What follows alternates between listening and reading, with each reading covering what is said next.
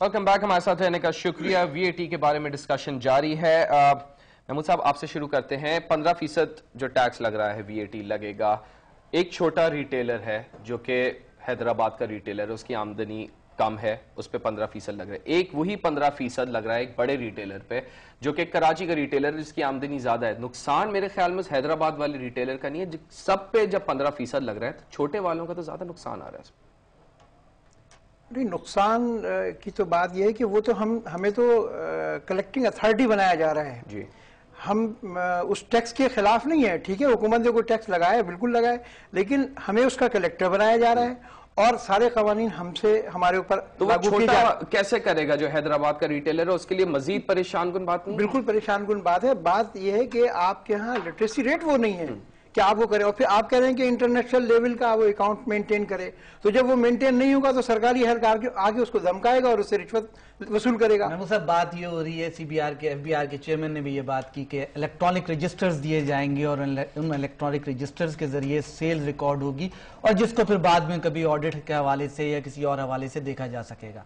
तो क्या कोई ऐसा एतमाद में लिया गया है स्मॉल रिटेलर्स को या दुकानदारों को, ताजिरों को, कि इस किस्म की चीजें मुतारिफ कराई जा रही हैं? देखिए जी, इस बारे में तो कोई चीज हमारी कोई बात नहीं हुई और ये टैक्स भी कोई इस तरह नहीं है कि इसकी तैयारी की गई। मैंने भी कहा कि दूसरे ममालिक में लगा, जिन ममालिक में लगा है, जिन स्टेट्स के अंदर है वो खुशहाल स्टेट्स हैं और उन चीज़ों पे लगा है जो सामान्य तआयुश होता है। आटे पे, बिस्किट पे, दालों पे, बच्चों के दूध पे और स्कूलों के फीस पे किसी मुल्क के अंदर नहीं लगा। ये हमारा वाहिद मुल्क है जहां ये जुल्म हो रहा है। सब यूरोप के तर्ज के ऊपर ये पूरा सिस्टम चल रहा है। अदनान साहब, अगर मैं गलती तो वहां पे तो सकाफती सरगर्मियों पे भी है, फ्यूनरल्स पे भी है, न्यूजीलैंड में तमाम चीजों में कोई भी चीज हेल्थ के ऊपर है। यूके में हेल्थ एग्जेम्प्ट की हुई है उन्होंने, लेकिन दूसरी जगह हेल्थ के ऊपर भी है। तमाम चीजें हैं। और जहां तक आपने खुशहाली की बात की, तो बहुत कम ऐसा होता है कि कोई रिटेलर या कोई होलसेलर कम खुशहाल हो एक आम तनख्वाहदार तबके के।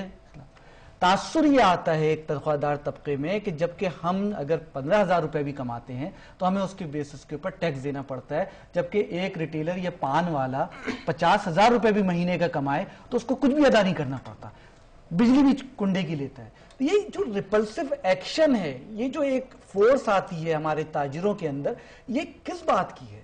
क्या खौफ है उनको, मां सिवाय इस कानून के जो आपने पहले बयान किए कि अगवा कर ले या उठा ले उन लोग या वो कर ले? देखिए, पहली बात तो ये कि जो आपने कहा ना कि वहाँ लोग टैक्स देते हैं यूरोप के अंदर बाद में मालिक ऐसे हैं वहाँ पर 70% टैक्स है और लोग राजी खुशी दे देते हैं, लेकिन उस टैक्स के रिफंड में जो उनको फैसिलिटीज हैं, आप उसका एजुकेशन फ्री है, हेल्थ फ्री है, सड़कें बनी हुई हैं। यहाँ पे तो टैक्स पेयर की पहली चीज होती है मैं टैक्स क्यों दूं जब मेरी सड़क नहीं बनी। टैक्स की बात करें, यहाँ पर बैंक में पैसे जमा करने जाते हुए डरता है आदमी, बैंक से निकलते हुए डरता है। अभी 20-25 रोज पहले शक्कर के अंदर यहाँ कराची का ताजिर गया, 2.5 करोड़ रुपए का सोना उसका लूट लिया गया। तो तमाम बातें दुरुस्त, तो जो लॉ एंड ऑर्डर सिचुएशन है वो तो लॉ एंड ऑर्डर देखें, पाकिस्तान का आइन हमें इस बात का मतलब ये कि इख्तियार देता है, ये हमारा हक है कि हमें जब टैक्स ले रही हुकूमत तो हमें कानूनी तहफ़्फ़ुज़ दे। सर, अब इस बात से कतई किसी को इनकार नहीं है कि tax is the price for the civil society. हम एक अच्छी सोसाइटी अगर चाहते हैं तो उसकी प्राइस हमें टैक्स की सूरत में पे करनी होगी।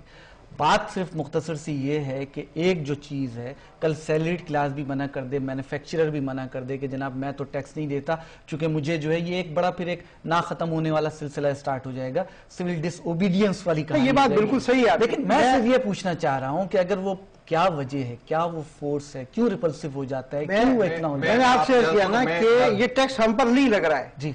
मैंने आपसे पहले कहा ये टैक्स हमें कलेक्टर बनाया जा रहा है। टैक्स लग रहा है हमें, इस पर कोई एजाजी, ये एक अलग बहस है कि वो टैक्स गैर मुनसिफाना है, मैं उसकी भी बात करता हूँ कि आप ये गैर मुनसिफाना इसलिए है कि आपने गवर्नमेंट ऑफ पाकिस्तान ने अभी हाल ही के अंदर मिनिमम वेजेस जो है 7,000 मजदूर की मुकर्रर की है। जिस आदमी की 7,000 रुपये वेजेस है और एक रुकने असेंबली की तनख्वाह 2 लाख रुपए है और उसके अलाउंसेस 1 लाख रुपए महाना है और ऑफिस के अखराजात 1.5 लाख रुपए महाना है, उसके ऊपर भी आप 15% लगा रहे हो और 7,000 रुपए जो तनख्वाह ले रहे हो उस पर 15%। ये बात तो हो चुकी है, इनडायरेक्ट टैक्स के हवाले से ये बात हो चुकी है। अदनान साहब क्या फरमा रहे हैं? देखिए, मैं आपको बताऊं राशिद, असल बात ये है कि रिटेलर को हमें ये देखना चाहिए, अगर हम इस बहस को एक लॉजिकल सिम्त से देखें तो क्या चीज है रिटेलर जो बेच रहा है आज जो टैक्सेबल नहीं है, मतलब मैं और आप अगर दुकान पे जाते हैं और हम एक मोहल्ले की दुकान से शॉपिंग करते हैं, सामान लेते हैं, तो कौन सी चीज है जिसपे हम टैक्स नहीं दे रहे? रिटेलर टैक्स नहीं दे रहा उस पर हम टैक्स दे रहे हैं। Toothpaste, T, drinks, ice cream, detergent, cigarettes, सारी चीजों के ऊपर, दुनिया की हर चीज पर, साबुन, हर चीज पर हम टैक्स दे रहे हैं। बिल्कुल। मगर उस पर रिटेलर टैक्स नहीं दे रहा। इसका मतलब यह है कि वर्चुअली एंड कंज्यूमर के लिए, अगर सिर्फ इन गुड्स पे जिसकी मैंने अभी जिनका जिक्र किया, अगर हम इनकी बात करें तो एंड कंज्यूमर को फर्क नहीं पड़ना, बिल्कुल, क्योंकि वो आज भी टैक्स दे रहा है, बिल्कुल, वो उस वक्त भी टैक्स देगा। इशू ये है कि रिटेलर क्यों नेट में नहीं आना चाहता, होलसेलर क्यों नेट में नहीं आ रहा है? इसका जवाब महमूद साहब ने खुद ही दे दिया। उसका टर्नओवर रिकॉर्ड हो जाएगा, क्योंकि उसने सेल्स टैक्स तो आपसे ही लेना है या वीएटी, मगर उसका इनकम टैक्स तो उसकी जिम्मेदारी होगी। तो असल में जो उसका वहां इनकम टैक्स है जो उसकी अपनी जेब से जाएगा, वो असेसमेंट को अवॉइड करने के लिए the basic problem, the basic turnover show करना, the basic hindrance that lies behind this education. साहब मैं बिल्कुल यही बात कर रहा हूं, जब बात उसकी इनकम के ऊपर आएगी, और बिला मुबालगा माशाल्लाह जो हमारे रिटेलर्स हैं उनकी इनकम हजारों में होती है, मैं लाखों में बात नहीं करूंगा, तो क्या वजह है कि जब एक सैलरीड क्लास वाला, उसके जहन में तो ये ख्याल आता है कि ये गैर मुनसिफाना है, जहां पे हम डायरेक्ट इनडायरेक्ट टैक्सेस की बात। एक चीज और मैं बता दूं, कि गवर्नमेंट ने तमाम tax categories of tax payer जो इस वक्त तक सिर्फ रिटेलर को एग्जम्पशन हासिल है 5 मिलियन की, 5 मिलियन अगर आपका 50 लाख से कम का टर्नओवर है पूरे साल का, तो रिटेलर को सेल्स टैक्स चार्ज करने की, रजिस्टर होने की जरूरत नहीं है। इसको बढ़ा के गवर्नमेंट ने इसको 75 लाख कर दिया है। इसका मतलब यह है कि जो छोटा दुकानदार है, जो महमूद साहब ने जैसे फरमाया, जो किताबें मेंटेन नहीं कर सकता, जो रिकॉर्ड नहीं लिख सकता, जिसके पास लिटरेसी लोग नहीं है, लिटरेट लोग नहीं है रिटर्न्स भरने के लिए, और जो 75 लाख से कम की सेल करता है पूरे साल की, वो तो वैसे ही एग्जम्प्ट है।